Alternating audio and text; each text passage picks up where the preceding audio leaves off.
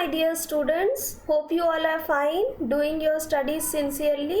Students, in the previous class, we had completed till asexual reproduction in living organisms, and today's class is going to be very important because now we have reached to the most important section of this chapter, that is sexual reproduction in human beings. So let us not waste any more time and straight away see the overview of the contents we are going to cover today. Children, first of all, we will focus at an introduction to sexual reproduction in humans, followed by gametes or sex cells of humans. Then we will study in detail structure of both the ovum as well as sperm. So let's start. Students, as we all know, what is sexual reproduction?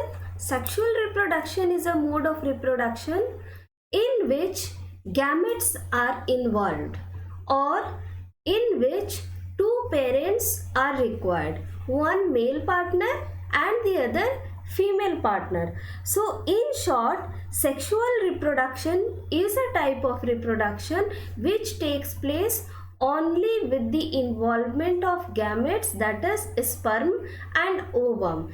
Sperm is produced in the male gonad and ovum is produced in the female gonad. Now what are these gonads, children? Gonads are the reproductive organs both in male and female that produces the respective gametes or sex cells.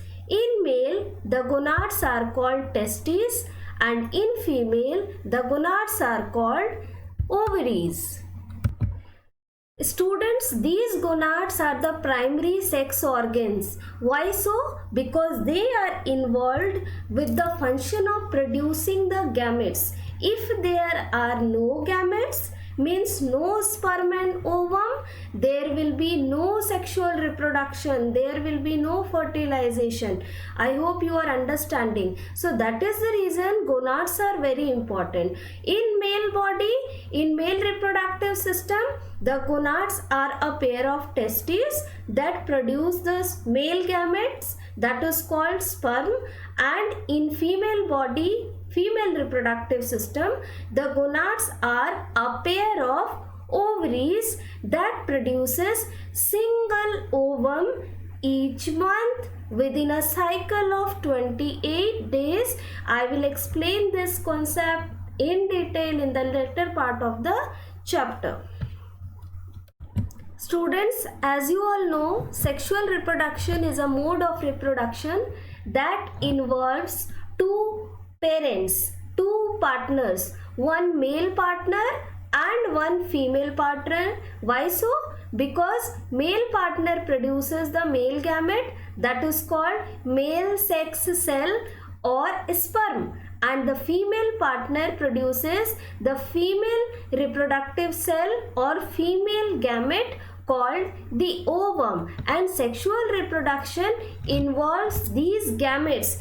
These gametes, that is sperm and ovum, fuses with each other during the process of sexual reproduction. Okay, so that is why for sexual reproduction to take place, gametes are very important. If there are no gametes, there won't be any sexual reproduction. So basically most of the animals, they perform sexual reproduction only, and for sexual reproduction they need a well developed reproductive system, that is called male reproductive system and female reproductive system respectively for male and female. Now let us first understand that what are gonads. Children, gonads are special reproductive parts. They are the primary reproductive organs of a male or a female that are concerned with the production of gametes. In males, the gonads are known as testes. In male reproductive system, there are a pair of testes, children, okay, that produces the male gamete called sperms. And in female body, in female reproductive system, the gonads are known as ovaries. There is a pair of ovaries, children, in the female reproductive system that produces an ovum within a period of 28 days each month. I will teach all these things in details in the later part of the chapter.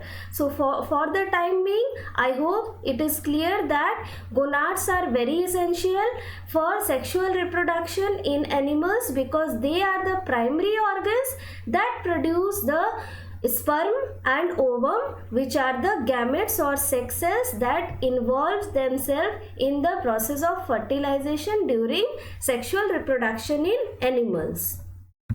Students, since the gonads are found in different individuals, that is, male gonads are found in male body and female gonads are found in female body, we say that the animals are unisexual. Unisexual means what? Either they will have the male gonads, the male reproductive system, and they will be known as males, or they will be female having only the female reproductive system, unlike the lower multicellular organisms whose body consists of both the male and female reproductive system in a single organism. So we are very advanced and complex organism, children. That is why like other animals, we also have separate male and female, okay, male and female organisms. And the phenomena in which the male and female individuals of unisexual animals can be distinguished, okay, can be distinguished from each other easily, is called what? Is called sexual dimorphism. मतलब sexual dimorphism क्या है? ये एक ऐसा phenomena है जिसके वजह से हम लोग डिस्टिंग्विश कर सकते हैं कि कौन मेल है कौन फीमेल है, through external appearance as well as with the presence of reproductive organs. So we conclude that, children, human beings, they reproduce by sexual mode only, and human beings are unisexual. They exhibit sexual dimorphism. Either a person has testes or it has ovaries along with the accessory sex organs, okay, that we will study later on. Now let us study the details of the structure of sperm and ovum. You can see a diagram of sperm, separate diagram of sperm on your screen, children. Now look at the diagram carefully. You are going to understand everything very smoothly, easily. Pay attention. Students, the human sperm, it is composed of 4 separate parts. 4 different parts. First part is called the head. Second is a very short portion that is called the neck. Third part from here to here forms the middle piece, okay, this is called the middle piece of the sperm. And lastly there is a long tail like structure and it is known as the tail of the sperm. Students, the head of the sperm, you can see and understand easily that it is enlarged portion of the sperm, isn't it? It is quite larger in diameter than the other portions or other parts of the sperm. At the top of the head is present a special structure, children. You can notice here, that is called the acrosome. This part of the sperm is very important, children. Why? Because this contains hydrolytic enzyme that will break the different walls of the ovary during the process of fertilization. Students, next is the neck region, okay. You can see that neck is a very short portion between the head and the middle piece. Not only that, beta, it consists of 2 centrioles. You all know centrioles na? These are two round bodies always found along with the centrosome in an animal cell, but they are absent in plant cells. Next to the neck is the middle piece. Very important part again. Why so beta? Because this middle piece or this portion that lies between the neck and the tail of the sperm is consists of mitochondria. Mitochondria, plural word, means several mitochondria are present here. Singular word for mitochondria is mitochondrion. Okay, I hope you have studied it in the chapter cell, okay, before. So mitochondria, as you all know, it is the powerhouse of the cell. Similar type of function that it performs in a normal somatic cell. Somatic cell means body cell. The same type of function it performs here also. What is the function of mitochondria, children? You all know that it is popularly known as the powerhouse of the cell. What it is known as? Powerhouse of the cell. Why? Because it is capable to generate energy by cellular respiration, means it will oxidize the glucose and release energy in the form of ATP from it. Okay, so here also for fertilizing the ovum, the sperm needs energy, isn't it? A lot of energy. That energy is supplied by the middle piece, which is consist of the mitochondria. That means they will serve as the source of energy for swimming as well as for fusion. Okay. And the last part, children, is the tail portion. Okay, this is the largest, means longest portion of the sperm body, and it is it is like a whip. Okay, whip like है ये जो shape है ना, इसको whip like shape बोलते हैं. तो it is many times longer than the head. So why so?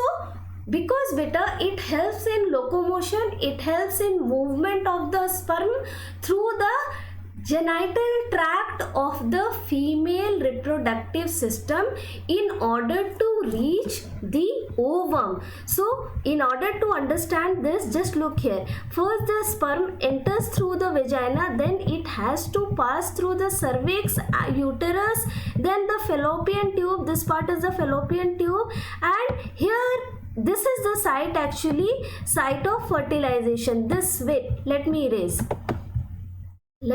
beta, just a minute, I am drawing again.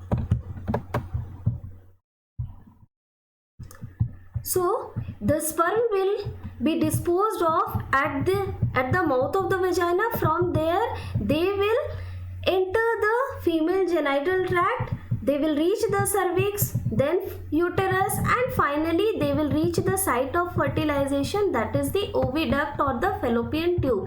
Here somewhere egg will be present, that is the ovum, and the sperm will fertilize the ovum. The process is known as fertilization. I hope now you have understood the significance of each and every part of the sperm body.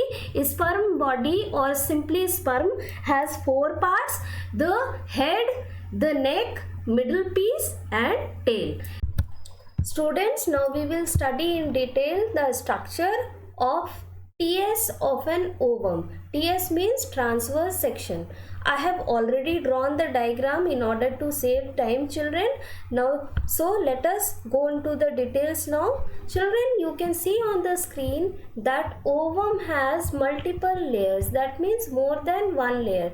The outermost layer is called what? It is called the corona radiata, and it has got distinct cells that has distinct nucleus, isn't it? All the cells can be distinguished from each other, and all of them have prominent nucleus, one in each. Next is what beta? Next layer is called the zona pellucida. This one. This layer is the zona pellucida, and both this layer together, they protects the ovum. Okay, and during the process of fertilization, when suppose one sperm tries to penetrate the wall, that is corona radiata and zona pellucida, it needs a lot of strength, a lot of energy, so it becomes very difficult for the millions of sperms to fertilize it. Only one will succeed during the process of fertilization. The reason lies here in the structure of ovum, that is the wall of ovum is very strong. It is made up of two layers. The first layer is called corona radiata and the second layer is called the zona pellucida. Both this layer together makes it very difficult for all the sperms to enter together. Only one will be able to fertilize the ovum. Okay, so that's the reason. Children, you can see that the ovum has a large prominent nucleus. Okay, this is the nucleus, you can see at one corner, isn't it? And these are what, children? These are called the cortical granules, which I have drawn here. Okay, these are the cortical granules, so many are there, and apart from there is a dense cytoplasm. So this is the structure of TS of an ovum. And one more thing, children, this structure is what? This is called TS or transverse section of an ovum. I already told you, but I did not write, so I wrote it now. Now what we are going to do in the next class, children, since we have already learnt about both the sex cells of male and female, in the next class we are going to start the female reproductive system first, and after that we will do the male reproductive system, followed by the menstrual cycle, parturition, etc. in separate sessions. I hope for today's class no doubt is left. If any doubt is still there in your mind, do let me know in the comment box or chat box, as you wish. And see you all in the next class with a new video. Thank you all of you. Take care.